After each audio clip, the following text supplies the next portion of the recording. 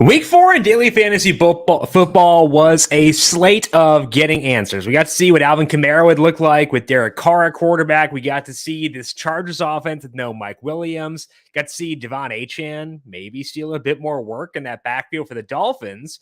So some questions were answered, but also a lot of key questions still linger, like will the Bengals ever turn things around? Our job for today is to go back through what we saw in week number 4, identify guys whose stock went up, guys whose stock went down, and take a look forward to week number 5 in the NFL as well by breaking down salaries on the FanDuel main slate. Welcome on into the Heat Check Fantasy Podcast. That's right here on the FanDuel Podcast Network. My name is Jim Sonis. I am a managing editor of digital media for FanDuel Research, here to recap week number 4 in the NFL and break down key takeaways for NFL DFS and look forward to week 5 as well. Before we dive in here, I want to give you a quick reminder to make sure you are subscribed to the numberFire Daily Fantasy Podcast feed wherever you get your podcasts. No more solo shop because the regular season is done, but still have twice weekly NFL shows right here on Monday and Thursday. Thursday with Brandon Gadula and myself, and of course, Austin Swaim talking UFC when they have cards as well. All right here on the numberFire Daily Fantasy Podcast feed. The Heat Check going up on FanDuel TV Plus and the FanDuel YouTube page as well. To get FanDuel TV Plus, go to FanDuel.com/watch and log into the FanDuel account, or check out FanDuel TV Plus on Amazon Fire, Apple TV, or Roku devices. Snap into action this NFL season with FanDuel, America's #1 sportsbook. Right now, new customers get $200 in bonus bets guaranteed when you place a $5 bet. That's $200 in bonus bets, win or lose. If you've been thinking about joining FanDuel, there's no better time to get in on the action. The app is so easy to use. There's a wide range of betting options, including spreads, player props, totals, and more. So visit FanDuel.com and kick off the NFL season. FanDuel, official partner of the NFL. Must be 21 plus and present in select states. FanDuel is offering online sports wagering in Kansas under an agreement with Kansas Star Casino LLC. First online real money wager only. $10 first deposit required. Bonus issued as non-withdrawable bonus bets that expire 7 days after receipt. Restrictions apply. See terms at sportsbook.fanduel.com. Gambling problem? Call 1-800-GAMBLER or visit fanduel.com/RG in Colorado, Iowa, Michigan, New Jersey, Ohio, Pennsylvania, Illinois, Tennessee, and Virginia. Call 1-800-NEXT-STEP or text NEXT STEP to 53342 in Arizona. 1-888-789-7777 or visit ccpg.org/chat in Connecticut. 1-800-9-WITH-IT in Indiana. 1-800-522-4700 or visit ksgamblinghelp.com in Kansas. 1-877-770-STOP in Louisiana. Visit mdgamblinghelp.org in Maryland. 1-800-GAMBLER.net in West Virginia. Call 1-800-522-4700 in Wyoming. Hope is here. Visit gamblinghelplinema.org. or call 800-327-5050 for 24/7 support in Massachusetts, or call 1-877-8-HOPE-NY or text HOPE-NY in New York. Now, our headliner for this week is not a good one. It is about the Bengals because they were facing the Titans on Sunday, and another rough outing for Joe Burrow and this offense. They scored just 3 points against a secondary that's gotten beaten up both last year and this year. Joe Burrow averaged -0.23, passing net expected points per dropback in this game. Again, league average there is around 0.0 or 0.1. Typically, it's been lower this year, around 0.06. So either way, a rough one. NEP is numberFire's expected points added model, and we're not good for Burrow there. And also T. Higgins. He got hurt, left with a broken rib, and it sounds like he probably will miss time as a result. So in theory, we'd love to avoid the Bengals because we don't want to deal with a team that's struggling, especially when the salaries on that team are typically very high. But they face the Cardinals next week, and not having T. Higgins there does open up a lot of usage on this team. Jamar Chase led the team with 9 targets on Sunday. He has a 29% target share for the season. Tyler Boyd is at 19%. He had 7 targets on Sunday. Just 1 target from Joe Mixon, but I wouldn't be shocked if Mixon gets more work in the passing game with Higgins missing time. So Chase obviously is a stud. He had a 37% target share in games where Higgins out or limited last year. But Higgins being out hurts Joe Burrow and hurts his offense as a whole because T. Higgins, despite what we've seen so far this year, is a very good player. So you downgrade Burrow, upgrade Jamar Chase, upgrade Tyler Boyd, and it might come out as a wash for Joe Mixon. So let's take a look here at week number 5 and bring up the salaries over at FanDuel.com. The way we play things here is playing name that salary, and I name a salary I think would be fair for a certain player. And if the salary in reality is lower, that means they're a good value. If it's higher, might be a tougher sell. So trying to get a gauge on where I'd put these guys so we can get a gauge on whether or not I'm above market relative to salary over at FanDuel.com. I think for Jamar Chase, when you take away T. Higgins, his salary was 82 on Sunday. I thought that was a bit low. Not the best game by any means, but still a bit low, I thought, given that matchup, his talent, and stuff like that. So I'd say for Jamar Chase, probably $8,700 is appropriate for him. His salary is 87 on the button. Okay, so Jamar Chase is a fair value. Tyler Boyd with no T. Higgins, still not going to be the highest upside guy by any means because he's not a real deep threat, but should get good overall work, good matchup. So I would say probably 6,300 or so for Tyler Boyd to be a good number. He is at, I need to scroll, there too many Tyler, 62. So not a huge value there on Boyd, maybe a bit of value there. Mixon hasn't been efficient this year. The workload's been pretty good. I would say probably 7,000 flat or so. It's a good matchup. Yeah, it's 7,000 flat. So seems like I'm very in line with the Bengals across the board. Checking Joe Burrow, he's at 7,000 flat as well. So maybe you want to get to a Burrow Chase stack because Burrow helps offset the salary and Chase a bit. But I think to me, Chase is kind of the one guy where you really, really want to get there. The good thing is it's a good matchup. We are getting reduced salaries on Burrow, Boyd, Mixon. It's not too bad there. So it's a bummer. You'd love to avoid a team that's struggling as much as the Bengals are right now. But I think at those salaries, with no T. Higgins likely, it's probably going to force us to at least give them thought on Sunday against the Cardinals. So we'll be talking about this team on Thursday, I am sure. Let's discuss some other injuries across the NFL from Sunday. Javonte Williams left Sunday's game with a hip injury. Sounds like he may not miss time, but let's talk about this regardless. With no Williams in there, Samaje Perine led in snaps, but Jaleel McLaughlin was effective. McLaughlin had 7 carries and 3 targets, and he turned that into 104 yards from scrimmage. 2 of those targets were inside the red zone for McLaughlin as well. We saw him get a goal line carry a couple weeks ago, even with Williams being healthy. Now, the concern here is, do they trust McLaughlin to pass block? Because coaches love Perine for that, and they were in a negative script in this one, and that's why Perine likely played a lot of snaps. They might not be in a negative script against the Jets next week, but still an issue because you want to make sure a guy has a path to playing a lot of snaps. And we've also seen that even with a guy being effective like McLaughlin was, that's not a guarantee that we see an increased snap rate for a guy like McLaughlin based on what we've seen from Marvin Mims, where they just do not expand his role at all. So I think McLaughlin would be the preferred guy for DFS over Perine because Perine's probably not going to get you a lot of upside. I would still need McLaughlin's salary to be pretty low in order to justify using him next week if we were to assume Williams were to miss that game. I think it'd probably need to be like 62 or so $100. 57 is actually the number for McLaughlin. So if there's no Williams, maybe we could consider McLaughlin.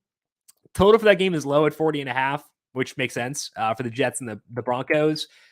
I think that'd be worth looking into just because he can get some work in the passing game as a pass catcher, at least, maybe not as a blocker. He got some work towards the goal line. So 57 would at least be intriguing, but I really don't like this team. I think their market shares are abysmal, especially at the pass catchers. We know they don't trust the rookies to get a full workload here. So still a bit skeptical of McLaughlin, even if Williams does miss time, even with a low salary, $5,700. Kenny Pickett suffered a knee injury on Sunday and did not return. Pat Freiermuth also ruled out with a hamstring injury. Mitchell Trubisky came on in relief of Pickett. And last year, when Trubisky is playing, he was at 0.06 passing net expected points per dropback. That was actually better than Pickett at 0.02. Trubisky also had a higher ADOT than Pickett's, 2 yards longer actually than Pickett's. So that does not mean it's an upgrade for the offense. They were starting Pickett for a reason, and I think that they should be starting Pickett. So it's a slight downgrade, but it's more lateral, I would say, than a true downgrade for this team. As for the Freiermuth portion, George Pickens led the team with 7 targets. He's at a 28% target share in 3 games without Deontay Johnson, and Johnson's still at least one more game on IR. So one more game with Pickens being the lead guy for this offense. So depending on the salary, I could see maybe being into Pickens next week. They get Baltimore. That game, low total. Pittsburgh's implied total is 18.5. So not the best game environment, but a very good target share for Pickens. And we know Trubisky will push it. He'll degaff it a little bit, which is intriguing for sure for a wide receiver. So I'd say Pickens probably $6,800 or so is appropriate for him. He's 65. That's not bad. So George Pickens, $6,500, not a bad look for next week, just because he's been getting a lot of work with no Deontay Johnson. Trubisky will throw it deep a bit. So I think there's enough there to consider Pickens next week, even if we assume there's no Pickett, just because of the way things line up there and the low salary on Pickens. Mike Evans ruled out Sunday with a hamstring injury and did not return. Pretty big bummer because Mike's been playing very, very well. But it led to a big day for Chris Godwin. He had 11 targets. 3 of those were at least 16 yards downfield. He had 2 in the red zone. Trey Palmer ran 28 routes. Kate Otten was at 27. Palmer, just 3 targets for 6 yards, though. Otten, 13 yards. So it's pretty clear Chris Godwin is the guy who gets the biggest bump, and I need Palmer's salary to be pretty low to buy in on him. But this does downgrade the entire team if Evans does miss time. Now, the lucky thing for them is that they have a bye. So Evans, you want him to get healthy because he has been fantastic so far this year, a contract season for him. If Evans does miss time, I'll be very, very into Godwin, but hopefully Mike Evans back after the bye for the Buccaneers and good to go. Let's talk now about some role updates from week number 4. Talk about some guys who saw their roles change in week number 4. The big thing here for week number 4 was Alvin Kamara making his 2023 debut, and my goodness, did he get good usage for the Saints on Sunday. 11 carries and 14 targets. The 14 targets led to just 33 yards. Field Yates noted on Twitter this is actually a historic low for a guy with 13 receptions, and Kamara had just 84 yards for the game. But he had both of the team's 2 red zone chances, which is a big thing for him because we know Taysom Hill can get work there. Rashid Shaheed had 7 targets, 6 for Michael Thomas and 6 for Chris Olave as well. I think Olave and Thomas will still get their work for sure. Just probably not the double-digit targets we saw the first 3 games for Olave because they've got one more mouth in the mix here. Shaheed is good enough to keep getting work, even with Kamara being in play. So next week, New Orleans goes on the road to face the New England Patriots. And with Kamara, if he's going to get a lot of passing game work, play 75, 80% of the snaps, low scoring game, pretty tough defense on the opposing side, I would say that salary for Kamara should probably be around $7,500, and it is at 71. So not a bad value for next week on Alvin Kamara, given all the things working at play here. You consider the matchup, and I think 71 is not a bad number. So we do have red zone concerns about Taysom Hill for sure. He can always swoop in and steal a touchdown towards the goal line, but even considering that, I think Alvin Kamara is going to be a guy we'll want to keep an eye on next week as a potential DFS quasi-value play at $7,100. Other big note from yesterday's game was that Isaiah Pacheco set a new career high in snap rate last night. He was at 64% last night. His previous career high was 57% in the conference championship game last year.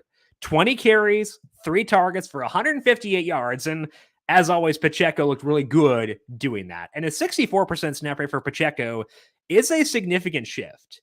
He is still going to lose a lot of work to Jerick McKinnon in the passing game because McKinnon, they love him on 3rd and long, stuff like that. But Pacheco has multiple targets in every game so far this year.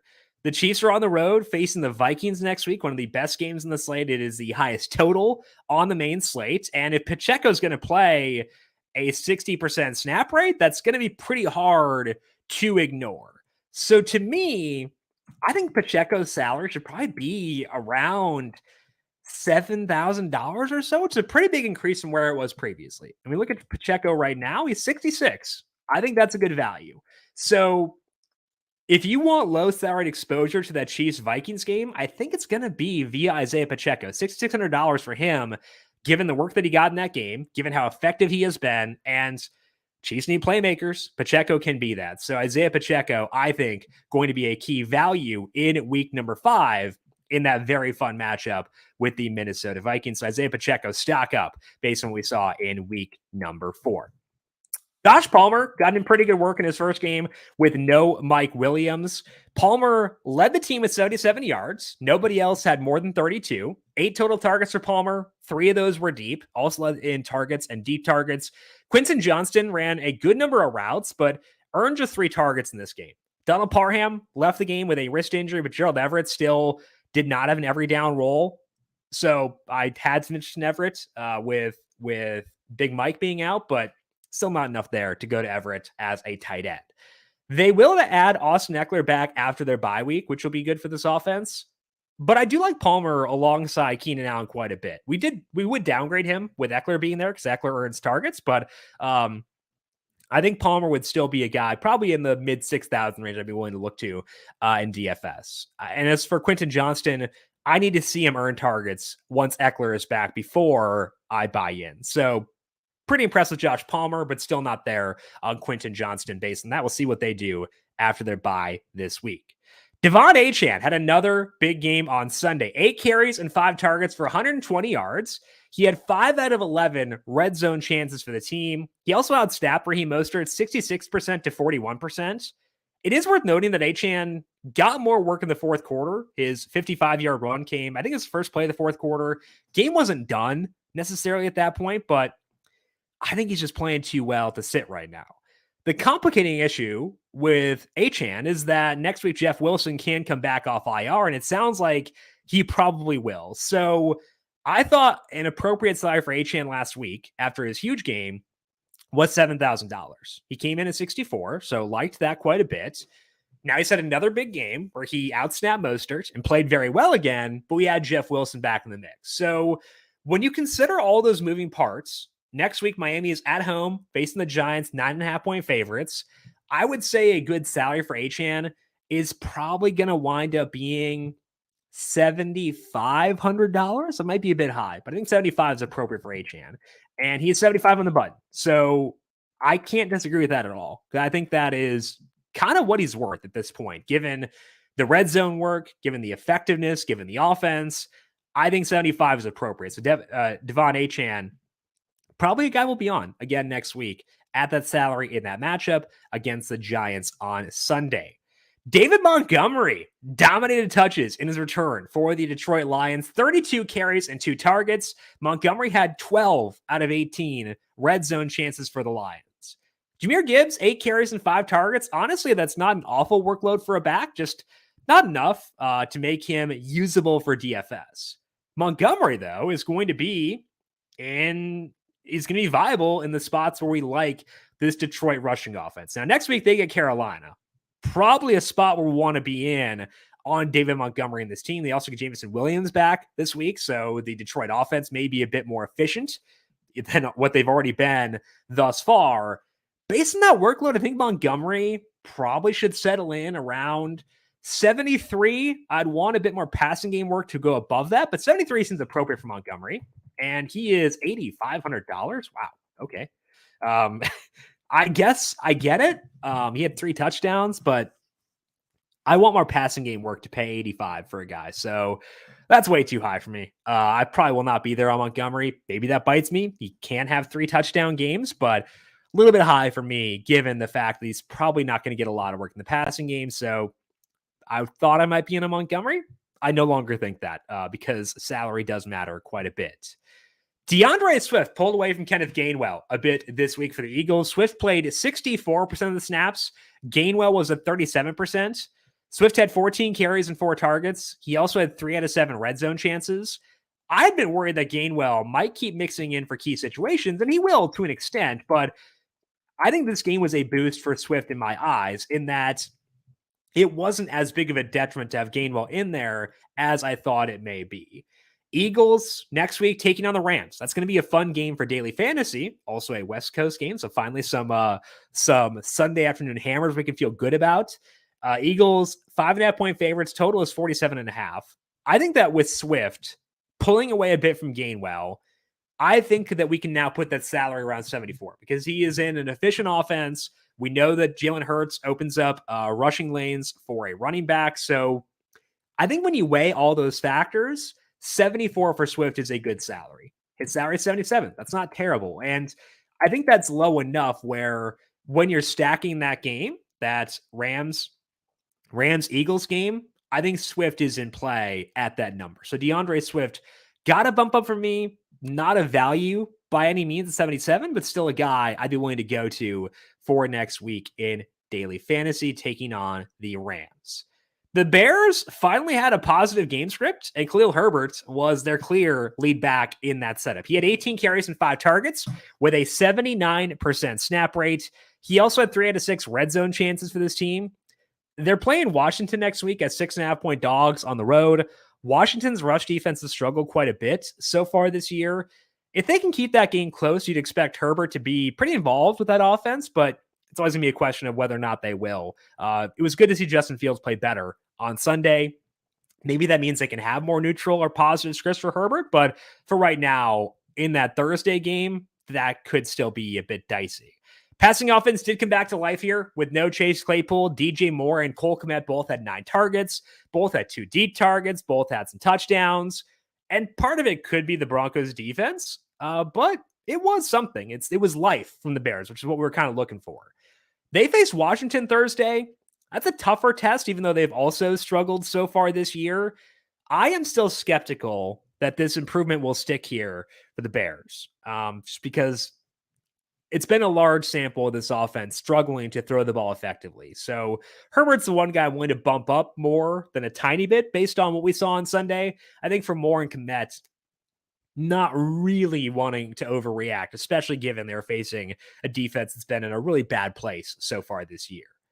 The Rams said this week they wanted to get Kyren Williams a couple more breathers, take some work off his plate. And they kind of didn't. Williams' snap rate down to 73% this week, but he still had 25 carries and 3 targets, a tremendous workload. And he also had 4 out of 7 red zone chances. So I'm still status quo on Williams, and status quo is a good thing for him. It's liking him quite a bit. I liked him a lot at 76 this past week. Next week facing the Eagles, tough defensive line there for sure, but I think if you were to put Williams at 8,000, I wouldn't really ruffle at that too much, and he is at 78. Fair enough. I think that makes a lot of sense. So Kyren Williams probably going to be on the map once again heading into week number 5. Christian Kirk got fed this week for the Eagles. For the Jags. He led them with 12 targets. Calvin Ridley had just 2 in this game.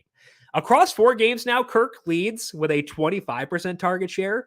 Calvin Ridley is at 20%, and he's actually behind Evan Engram, who is at 21%. Ridley does hold the edge in terms of deep targets and red zone targets, though. So a lot of high leverage work for Ridley.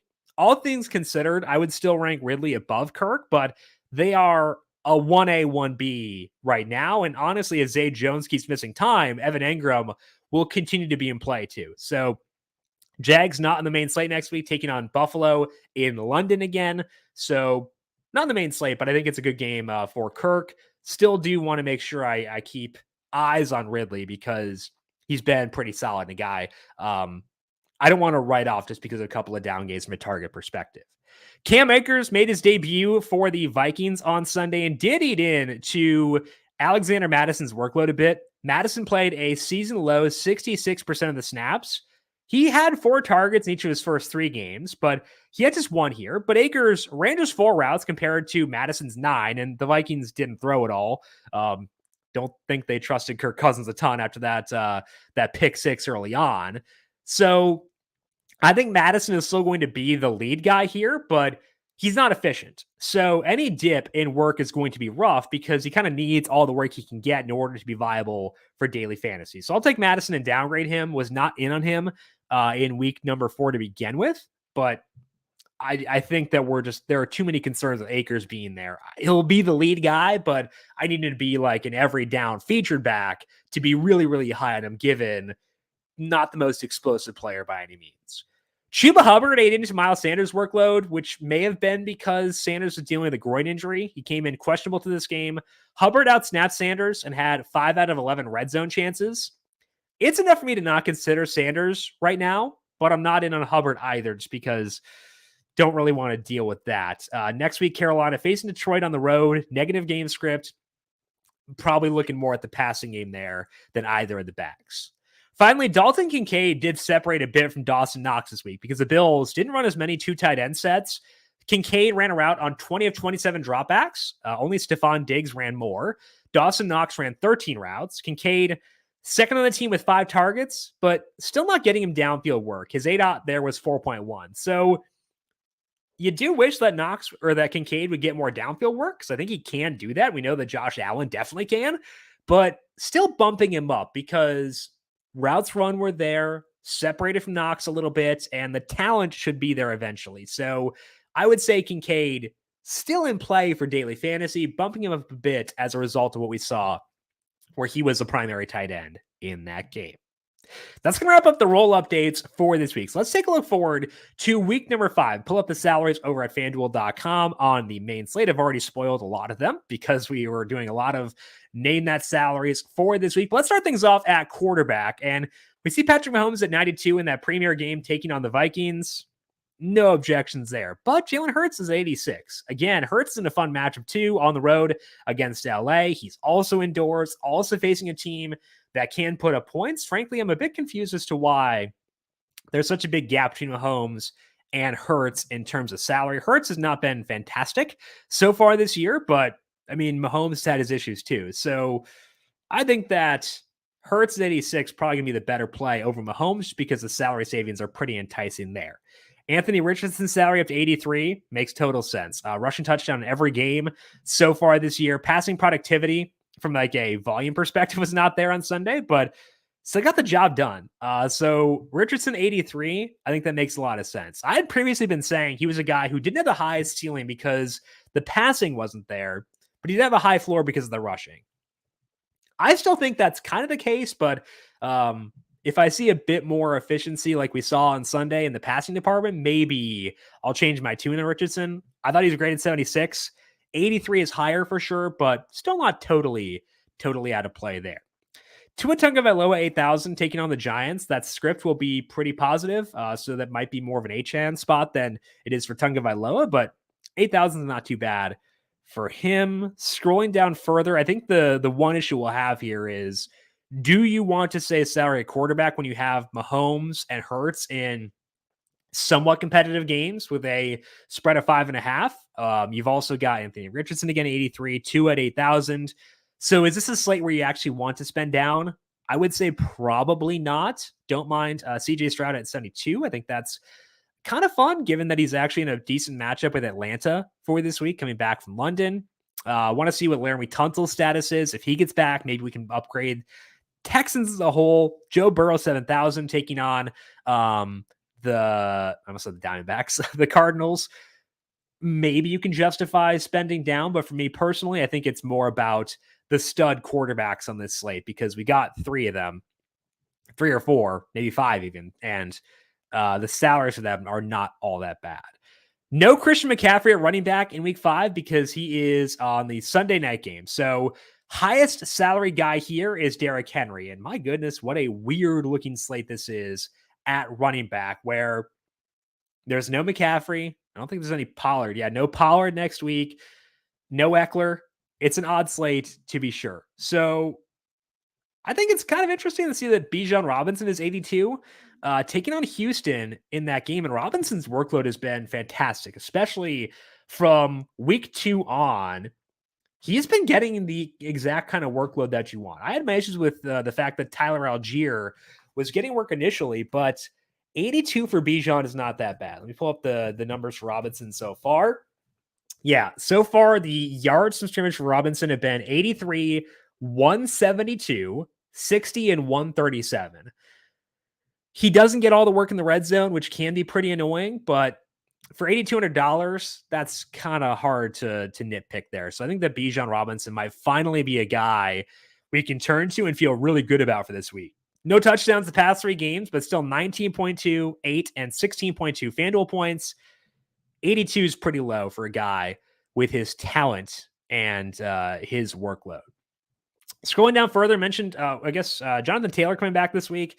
$7,400 facing the Titans. Think that's a good excuse not to use him just because it's a tough matchup there. Kamara, 71. I think Peko 66 is going to be pretty interesting.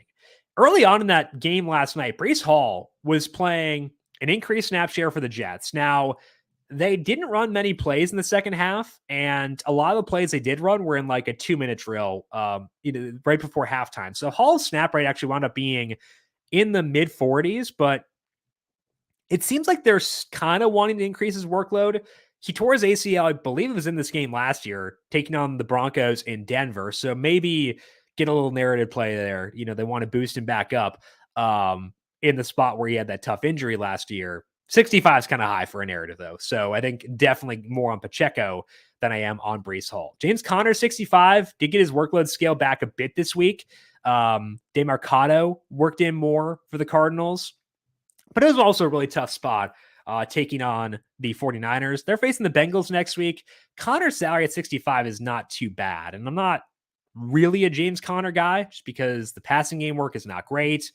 Doesn't have the biggest yardage upside in general, but that number's low enough where it's at least, not totally off the map there. Scrolling down further, I'm not seeing a lot of guys in the low 6,000 range really grab my attention. We're in the high 5s right now and don't see a whole lot there either. So to me, at least right now, it's looking like the slate at running back is shaping up around the second tier. Bijan Robinson, 82. Kyren Williams, 78. DeAndre Swift, 77. Achane, 75. Kamara, 71. Peko, 66. I think that mid-range at running back, especially Peko, going to be the primary option we turn to when it comes to week number 5. Shifting to wide receiver, Justin Jefferson is 92. Facing the Chiefs. That seems a little bit low for him as well, especially with no elite running backs we need to get to on this slate. I know the quarterback situation might make it tougher because we do want to spend up there, but Jefferson is insane. He's had 149 yards or 2 touchdowns in every game so far, and he's facing the Chiefs. So they're going to throw a lot, which they should. Jefferson 92, I think, probably a nice number there. Now, Cooper Kupp, I think, will practice this week based on what Sean McVay has said. Not sure that means he'll play because that hamstring injury sounded pretty bad. If he does not play, Puka Nacua is $8,000. I think Nacua will still be involved even if Kupp is back because he seems like he's kind of in that Robert Woods role, and Woods could justify a mid-7,000 salary back in the day when he and Kupp were really cooking. Depends on the health of Matthew Stafford as well, but that's not too bad. Amon-Ra St. Brown at 77. He hasn't had like a big pop game as of yet. No games with more than 16.1 FanDuel points, but 100 yards twice. He can get you 2 touchdowns potentially. 77 for him is not bad. Now, the hope there would be that the Panthers can keep pace, keep the foot on the gas for the Lions, but 77 is not too terrible for that. I missed A.J. Brown. He's 82. Don't mind that in that matchup. Scrolling down further, Nico Collins up to $7,000.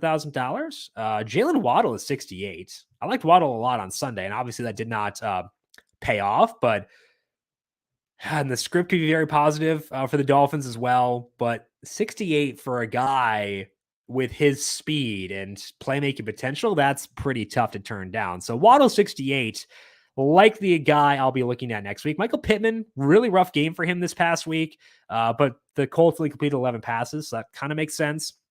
5 targets his first game with less than double-digit targets.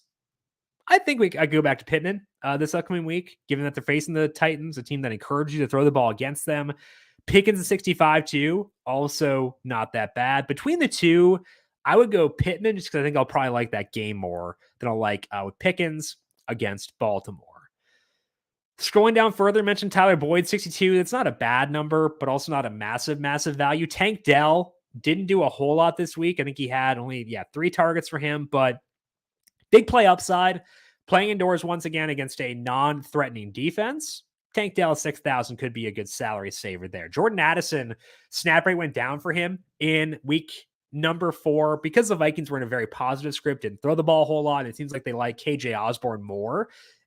in a spot where they're going to run the ball more. So Addison down to 59.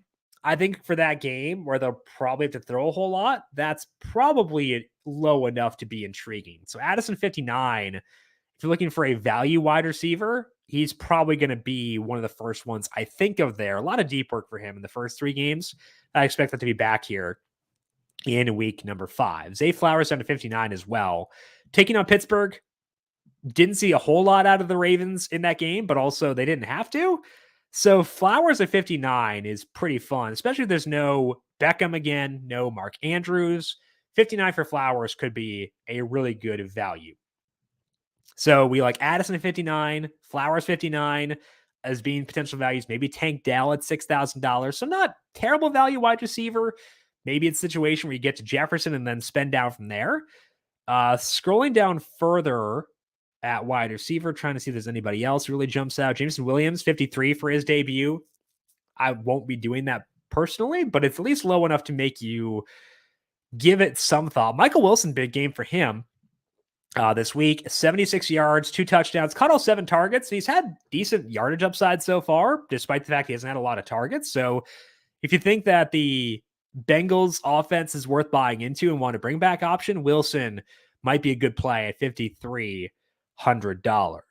Don't see anything else here that stands out at wide receiver as I scroll down. Rashee Rice, I was keeping an eye on his snap rate last night. 16 routes run for Rashee Rice. Travis Kelce around 27. Not quite there yet, but I think when you watch him, he looks like he's probably has the potential to be the best pass catcher on it, or the best receiver on this team. So not getting to Rashee Rice yet, but keep an eye on him. Robert Woods is $5,000. Wow, interesting. 10, 9, 6, and 6 targets. I don't really want to do that because I'm not sure what his best case scenario is, but 5,000 is too low for him. So might need to dig more into Woods to see if he has a path to a big game, because that's a very, very low number for him. Tight end next week, we do have Travis Kelce, 87-89. Oh, it's Travis Kelce's, his number is 87 and Taylor Swift 1989. Okay, that's why. Okay, trying to figure out what that was, but all right, FanDuel, you got me there. Kelce 87-89 in terms of salary for this week. Mark Andrews 76. Talked before about how we're gonna like that Vikings and Chiefs game. Pairing Kelce with Mahomes might be very, very tough, but it's worth it, as always. Just can you make that work? Andrews had a good game. Not a fun game setup environment for next week against Pittsburgh. So 76 might be a little bit on the high end there. Looking for some value plays. Sam Laporta, $6,000 facing Carolina at home. They have a big implied team total. Good workload so far. Good yardage totals for Sam Laporta. I could see myself being very into him. Dallas Goedert's down to $5,500. Another rough game for him. 4 targets, 25 yards. But you have to think eventually things will click into place for him in this offense. And we're going to want Jalen Hurts. So I talked before about how Hurts' salary being so low kind of drew me towards him. I think the same thing with Goddard. So a Hurts, Goddard, either A.J. Brown or Devontae Smith stack might be pretty fun. That might be hard to turn down. Tyler Higbee had a big game. He entered the game questionable with an Achilles injury, but 11 targets, 64 yards, just on an extension. With Kupp back in the mix, I think I can avoid Higbee, but he is at least worth mentioning that he exists, I guess, at 53. Kyle Pitts, 51. Yeah, I mean, the target totals honestly aren't that bad, but the problem is the target quality is pretty bad. Facing Houston, I like Jalen Petrie a lot. Maybe he helps neutralize Pitts, but 51's not terrible for him. I think it's going to be hard to top Goddard, though, at $5,500. So Dallas Goedert, probably going to be like the go-to tight end for me if I'm saving salary for this next week. That is all that we have here for today on the Week 4 recap and Week 5 first look. Again, I think Pacheco, kind of the big guy who stands out to me as being intriguing, and then trying to find ways to get to Mahomes, Hurts, stuff like that. Take advantage of the fact that they are fantastic and in good situations for next week. So it should be a fun slate in week number 5. Do not forget to subscribe to the numberFire Daily Fantasy Podcast feed wherever you get your podcast. We are back here once again Thursday to preview the Week 5 main slate with myself and Brandon Gadula, also up on the FanDuel YouTube page and over on FanDuel TV+. If you've got any questions for me, I am on Twitter at Jim Sannes, JimSannes. You can also follow FanDuel Research at FanDuel Research. I want to thank you all for tuning in for today. Enjoy Monday Night Football, the Geno Smith revenge game. We'll talk to you once again Thursday to get you ready for week number 5. This has been the Heat Check Fantasy Podcast right here on the FanDuel Podcast Network.